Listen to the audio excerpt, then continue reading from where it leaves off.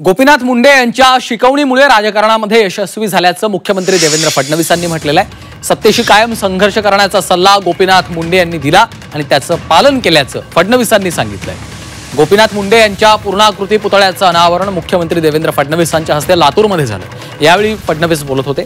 तर दुसरीकडे गोपीनाथ मुंडेंना आम्ही लोकसभेत पाठवलं होतं, त्यानंतर त्यांना मुख्यमंत्री करणार होतो असंही फडणवीस म्हणाले आहेत। गोपीनाथ मुंडेंकडनं खूप काही शिकल्याचं देखील फडणवीसांनी सांगितलं।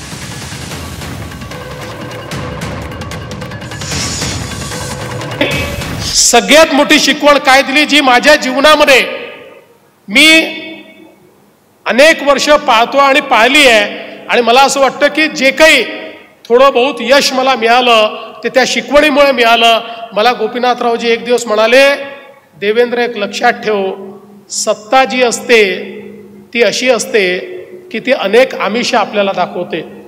सत्ता ही अनेक वेळा आपल्याला वश करते, पण लक्षात ठेव सत्तेशी संघर्ष करायला शिक। ज्या दिवशी विरोधी पक्षात असताना सत्तेशी समझोता करशील त्या दिवशी कदाचित संपत्ती मोठी होईल पण नेतृत्व कधी मोठं होऊ शकणार नाही। आणि म्हणून सत्तेशी समझोता करू नकोस। आणि मी जीवनभर ते पाळलं, जोपर्यंत विरोधी पक्षात होतो तोपर्यंत पाळलं। मध्ये 2.5 वर्ष पुन्हा एकदा विरोधी पक्षात जायची वेळ आली, एकही दिवस सत्ता पक्षाच्या नेत्यांना झोपू दिलं नाही, कारण माझ्यासोबत गोपीनाथराव मुंडेंची शिकवण होती, सत्तेशी संघर्ष करायचा, सत्तेशी समझोता करायचा नाही। तो समझोता कधी केला नाही।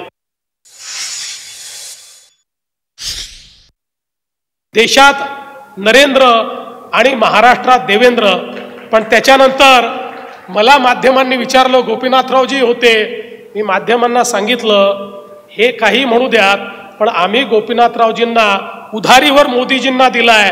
विधानसभेची निवडणूक झाली की आम्ही गोपीनाथरावजींना परत आणणार आहोत आणि या महाराष्ट्राचा मुख्यमंत्री बनवणार आहोत।